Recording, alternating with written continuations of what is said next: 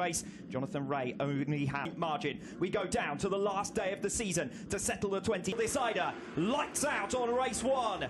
Not a good start at all from Scott Redding. Ray is away, superb. Covering to the inside line. Toprak pushed back to third. It's Ray who leads early on. Gerloff loses fourth. Gerloff a little tentative. Bassani comes through as well. Bautista also making progress. Ronaldo all the way up from 14th on the grid to 7th position just in the early stages. Toprak finding his feet in Scott Redding between himself and Razgatlioglu, but not for much longer. Redding tipping in there a little late and Toprak gets through. Round Toprak got off the line a little bit slowly. He's come up to speed pretty quickly here on lap 1, though, up into second. Scott Redding though on the switchback will have the inside line as they make their way off turns 13 and 14 up towards the championship. Toprak only needs second place in order to seal this title, but he's not one for who don't collect the back of him. Ray holds firm, less than a tenth of a second between them though at the end of lap number 1. Yeah, Toprak's looking pretty big crash. That could be Koenig at the start of the lap. Very spectacularly indeed and these conditions, and that's exactly what Toprak Razgatlioglu is trying to do here, hassling and harrying Jonathan Ray into a bit more confidence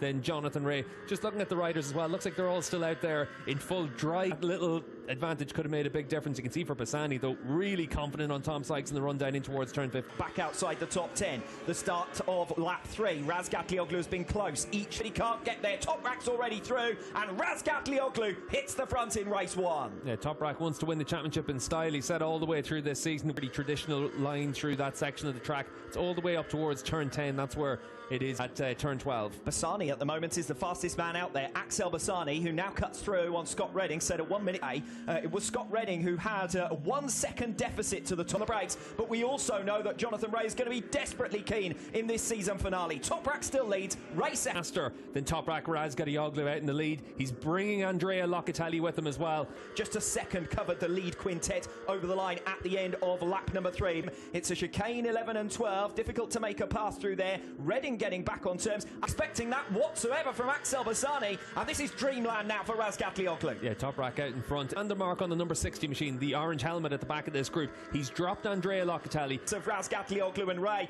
for the first time. Toprak went on to suffer a mechanical. Toprak the race leader. Redding still with them. Sykes half a second behind that lead quartet. A bit of a gap open. Right there with Bautista. Only a matter of time before Davis on the number 7 gets through. And here goes Axel Bassani on Toprak Razgatlioglu. Podium finished to his name. Remember back to those damp conditions in the Catalunya round earlier on in this season. Aggression as he fights his way through on Toprak Razgatlioglu for second position through turns back in this race so far. We're only a quarter of the way through and Ray now wants to hit the front on Razgatlioglu. Bassani working wonders for the current race leader, the new race leader. Yeah, we've said all the way through this weekend, it looks like in the dry conditions, Toprak would have had a few Yamahas up there with Bassani there because he knows second place behind Jonathan Ray is enough to clinch the championship. Coming off that 10th turn and towards turn 11, he does. Ray had the better pickup. Razgatlioglu was aggressive of him. Half a second between the 4 of them at the end of the previous lap, and Bassani can't quite get it done on Razgatlioglu this time around. He's able to bridge the gap to the 2 Ducatis in front of him. Michael van der Mark in 6th position, matching the pace of Bassani. To the front, it's Ray who leads. Last time around, it was Razgatlioglu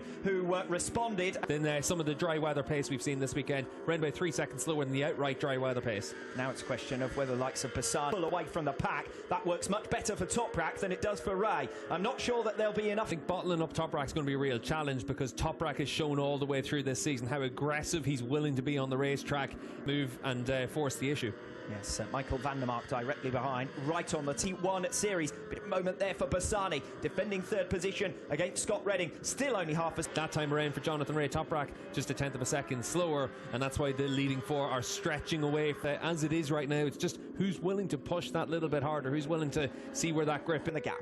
Yeah, and Ray just trying to edge himself away in that middle sector of the lap. As you said earlier on, Alex, really able to stay with Ray. He wants to make sure that it's as safe a race as possible for him, as much as anything else. The safest way for that for Toprak. Gradually improved. Razgatlioglu in the slipstream, not close enough this time around into turn 1, but he was less than a tenth of a second behind. Certainly what we've seen all the way through this year is that these 2 riders so closely matched out on track all the way. Razgatlioglu doesn't need to take any risks trying to pass Jonathan Ray. He only needs to stay in front of Axel Bassani and Scott Redding to be world champion, but he's taking risks anyway. forces his way to the front on lap 9 of 20. Jonathan Ray said on Friday, if you make a move into turn 10... Where Ray's been making up his time on his direct rival, but he's tucked in behind him. There's no way to get through. Jonathan Ray ducks out of the slipstream in towards turn 1. Ray's going to be very aggressive here on Razgatlioglu. He's not close enough on the run into turn 1, but you could see a little bit of a change for him there. He wanted to make sure he was in a position to try and attack.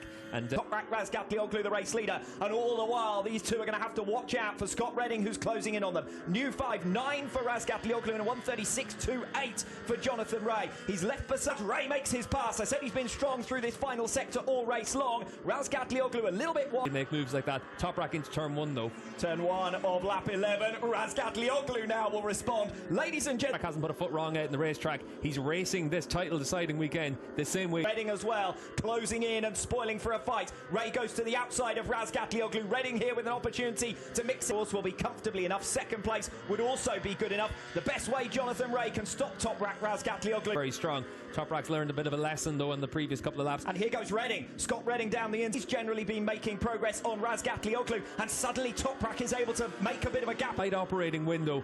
It's the fastest bike out in the racetrack, and right now Scott does look like he's got a lot more position. So this would be big progress for Bassani, who stands to make up 10 of the 14. Open the gas a little bit earlier, so he exits the corner very well. But you can see for Scott Redding, he's opened that gap to Jonathan Ray.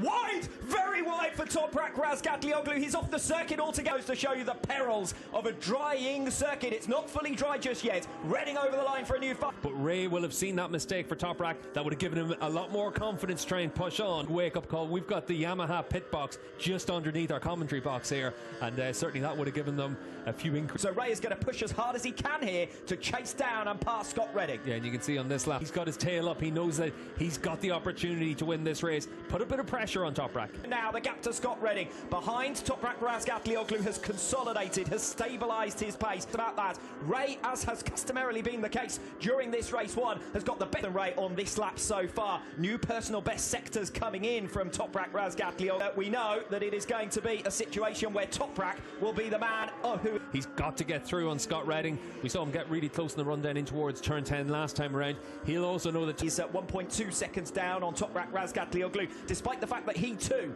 is putting in personal... For Scott Redding through 4 and 5. And certainly for attack riding, he's going to just have to try and put his bike in a position to get down the inside into turn 10. Stand, he must get past Scott Redding here to keep the title fight alive for another race, to take us to a last race decider. And line altogether, and does well to stay on the circuit. It's going to give a second wind here to Toprak Razgatlioglu to try and close in on the second place that he needs to seal the title. Suddenly the focus turns to what's going on behind him. Can Scott Redding pick back up the pace quickly enough? Toprak has seen blood. And Scott Redding, he knows he's got a chance to do it. You can see Redding there with that little bit of a slip again on the run through 3 and 4. Try and get close enough now.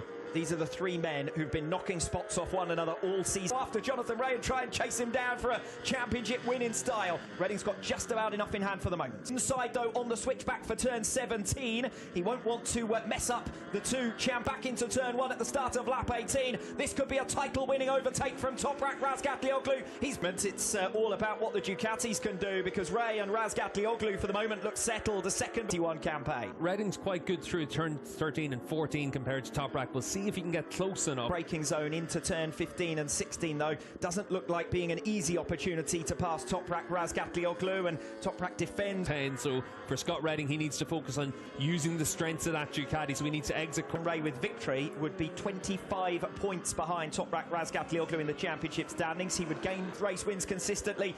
He's had a little bit of an extra edge today, capitalising on a couple of wayward moments, nervous moments for Razgatlioglu. Yeah, top right up. 2 laps from the end, and the race is finally beginning to settle down, although you'd have to say Razgatlioglu 1:34.288. He's half the gap to Ray. It's only 6/10 ahead of this final lap. He's going after the... At some point in this lap, he might view that it's a bridge too far to be able to close up on Ray. I think that points up a victory in what is the penultimate race of this 2021 campaign. It's going to be a first victory since race exactly where he sits. It's been far from a percentages game, though, from Razgatlioglu. It's been a race that has seen him backwards and forwards through the order. Rain has come to an end. A new era has begun in World SBK. The 2021 Motor places what he secures. Jonathan Ray is the race winner, but it's Toprak who's done Scott Redding in what is a championship winning move. And you can see the two title contenders there fighting it out to the nail on the racetrack. They both got so much respect for one another,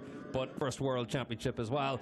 And certainly for Yamaha, this is going to be one. Race 2 this afternoon, but what a season it has been for them. A first Worlds, and Razgatlioglu looks emotional, and well, he might be. He's kept it all in well. He's looked cool. He's looked calm. Well, if you thought that kind of 6-year run could never end, that he could never be beaten, the answer is all good. And he's pushed too hard on a few occasions, but he's been pushed to that point by Toprak and Yamaha. Remember, Toprak was the course of the last couple of months since then is a rider just doing absolutely everything he could to make sure he was able to tick all the boxes and get over the line. Well, if you're based on the other side of the world, then